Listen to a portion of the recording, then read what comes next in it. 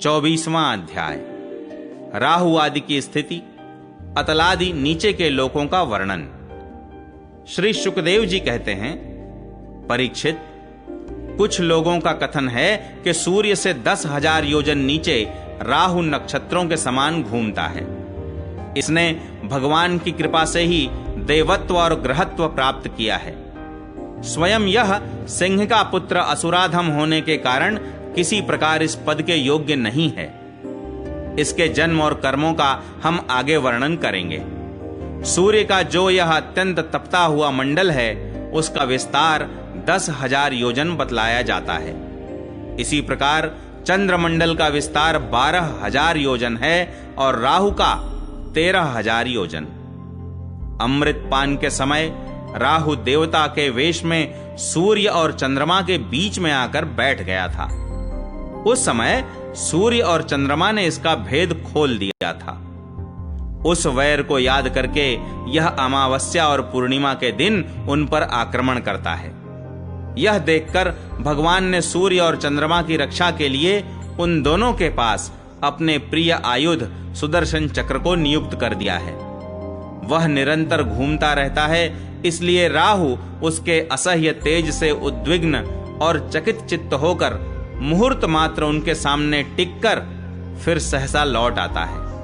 उसके उतनी देर उनके सामने ठहरने को ही लोग ग्रहण कहते हैं। राहु से 10,000 योजन नीचे सिद्ध, चारण और विद्याधर आदि के स्थान हैं। उनके नीचे जहां तक वायु की गति है और बादल दिखाई देते हैं, अंतरिक्ष लोक है। यह यक्ष, राक्षस, पिशाच, प्रेत और भूतों का विहार स्थल है। उससे नीचे 100 योजन की दूरी पर यह पृथ्वी है।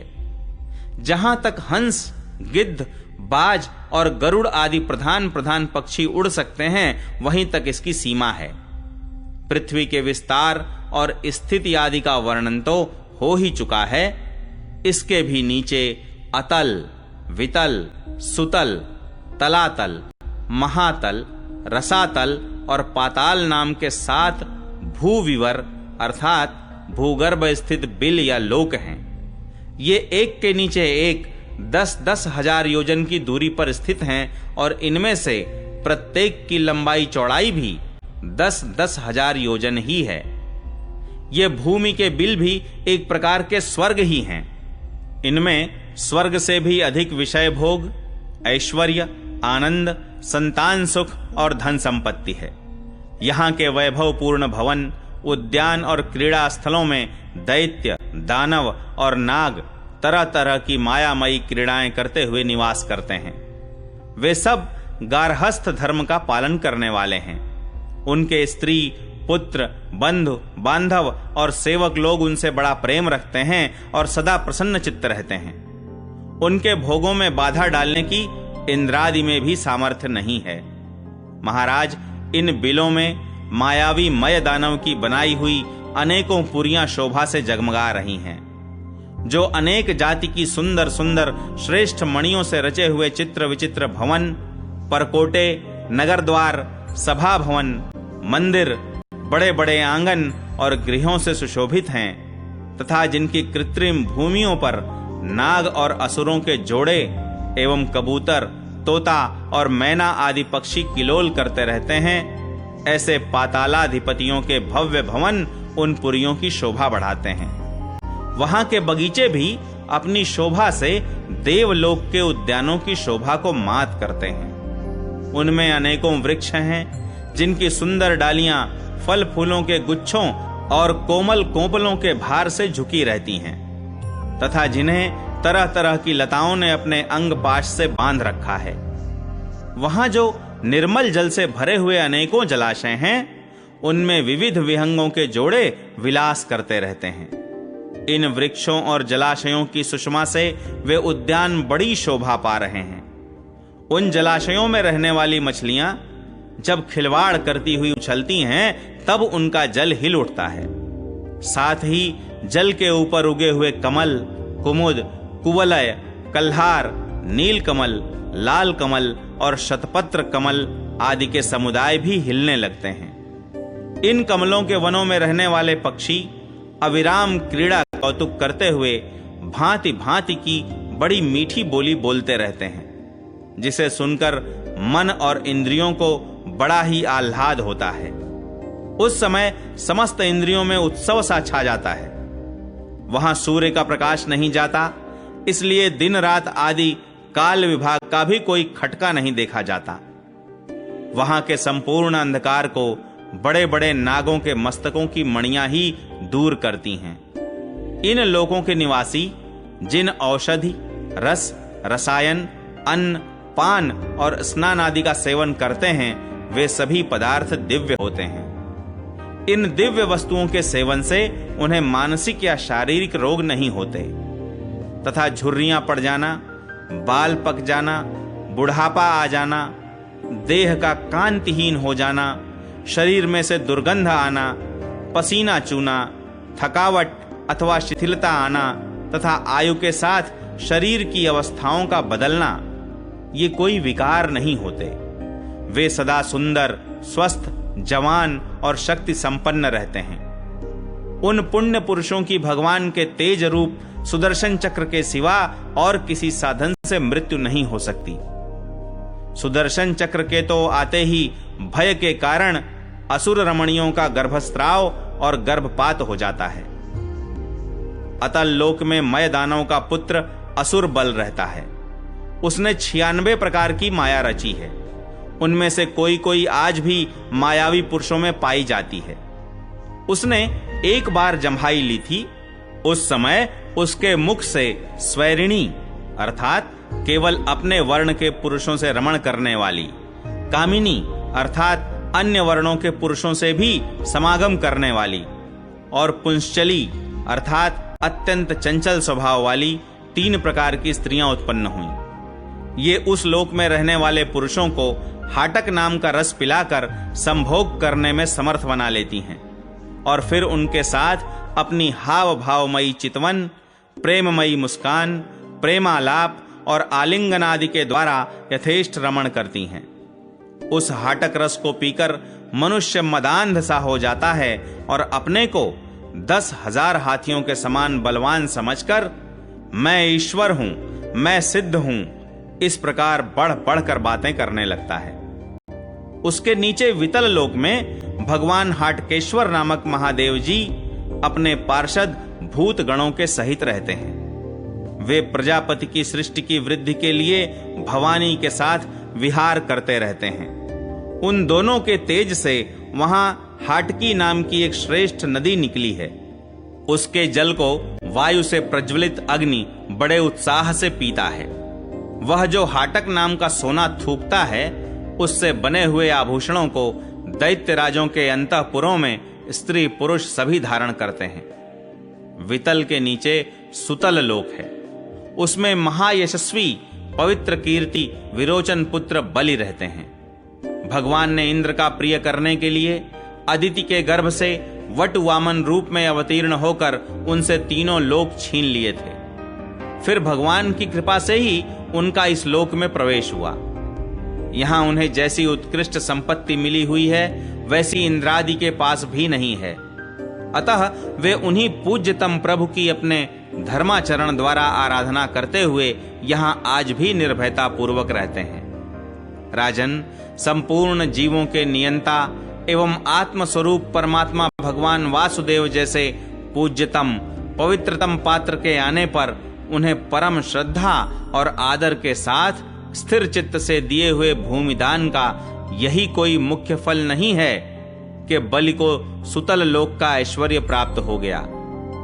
यह ऐश्वर्य तो अनित्य है, किंतु वह भूमिदान तो साक्षात मोक्ष का ही द्वार है। भगवान का तो छींकने, गिरने और फिसलने के समय विवश होकर एक बार नाम लेने से भी मनुष्य सहसा कर्म बंधन को काट देता है, जबकि मुमुक्षु लोग इस कर्म बंधन को योग साधन आदि अन्य अनेकों उपायों का आश्रय लेने पर बड़े कष्ट से कहीं काट पाते हैं। अतएव अपने संयमी भक्त और ज्ञानियों को स्वस्वरूप प्रदान करने वाले और समस्त प्राणियों के आत्मा श्री भगवान को आत्म भाव से किए हुए भूमिदान का यह फल नहीं हो सकता। भगवान ने यदि बलि को उसके सर्वस्व दान के बदले अपनी विस्मृति कराने वाला यह मायामय भोग और ऐश्वर्य ही दिया, तो उन्होंने उस पर यह कोई अनुग्रह नहीं किया। जिस समय कोई और उपाय न देखकर भगवान ने याचना के छल से उसका त्रिलोकी का राज्य छीन लिया और उसके पास केवल उसका शरीर मात्र ही शेष रहने दिया, तब वरुण के पाशों में बांधकर पर्वत की गुफा में डाल दिए जाने पर उसने कहा था, खेद है, यह ऐश्वर्यशाली इंद्र विद्वान होकर भी अपना सच्चा स्वार्थ सिद्ध करने में कुशल नहीं है। इसने सम्मति लेने के लिए अनन्य भाव से बृहस्पति जी को अपना मंत्री बनाया, फिर भी उनकी अवहेलना करके इसने श्री विष्णु भगवान से उनका दास्य न मांगकर उनके द्वारा मुझसे अपने लिए ये भोग ही मांगे। ये 3 लोग तो केवल एक मनवंतर तक ही रहते हैं, जो अनंत काल का एक अवयव मात्र है। भगवान के कैंकर्य के आगे भला इन तुच्छ भोगों का क्या मूल्य है। हमारे पितामह प्रहलाद जी ने भगवान के हाथों अपने पिता हिरण्यकश्यप के मारे जाने पर प्रभु की सेवा का ही वर मांगा था। भगवान देना भी चाहते थे, तो भी उनसे दूर करने वाला समझकर उन्होंने अपने पिता का निष्कंटक राज्य लेना स्वीकार नहीं किया। वे बड़े महानुभाव थे। मुझ पर तो न भगवान की कृपा ही है और न मेरी वासनाएं ही शांत हुई हैं। फिर मेरे जैसा कौन पुरुष उनके पास पहुंचने का साहस कर सकता है। राजन, इस बलि का चरित्र हम आगे विस्तार से कहेंगे। अपने भक्तों के प्रति भगवान का हृदय दया से भरा रहता है। इसी से अखिल जगत के परम पूजनीय गुरु भगवान नारायण हाथ में गदा लिए सुतल लोक में राजा बलि के द्वार पर सदा उपस्थित रहते हैं। एक बार जब दिग्विजय करता हुआ घमंडी रावण वहां पहुंचा, तब उसे भगवान ने अपने पैर के अंगूठे की ठोकर से ही लाखों योजन दूर फेंक दिया था। सुतल लोक से नीचे तलातल है, वहां त्रिपुराधिपति दानवराज मय रहता है। पहले तीनों लोगों को शांति प्रदान करने के लिए भगवान शंकर ने उसके तीनों पुर भस्म कर दिए थे। फिर उन्हीं की कृपा से उसे यह स्थान मिला। वह मायावियों का परम गुरु है और महादेव जी के द्वारा सुरक्षित है, इसलिए उसे सुदर्शन चक्र से भी कोई भय नहीं है। वहां के निवासी उसका बहुत आदर करते हैं। उसके नीचे महातल में कद्रु से उत्पन्न हुए अनेक सिरों वाले सर्पों का क्रोधवश नामक एक समुदाय रहता है। उनमें कुहक, तक्षक, कालिय और सुषेण आदि प्रधान हैं। उनके बड़े बड़े फन हैं। वे सदा भगवान के वाहन पक्षीराज गरुड़ जी से डरते रहते हैं, तो भी कभी कभी अपने स्त्री, पुत्र, मित्र और कुटुंब के संग से प्रमत्त होकर विहार करने लगते हैं। उसके नीचे रसातल में पणि नाम के दैत्य और दानव रहते हैं। ये निवात कवच, कालेय और हिरण्यपुरवासी भी कहलाते हैं। इनका देवताओं से विरोध है। ये जन्म से ही बड़े बलवान और महान साहसी होते हैं, किंतु जिनका प्रभाव संपूर्ण लोकों में फैला हुआ है, उन श्री हरि के तेज से बलाभिमान चूर्ण हो जाने के कारण ये सर्पों के समान लुक छिप कर रहते हैं तथा इंद्र की दूती शर्मा के कहे हुए मंत्र वर्ण रूप वाक्य के कारण सर्वदा इंद्र से डरते रहते हैं। रसातल के नीचे पाताल है।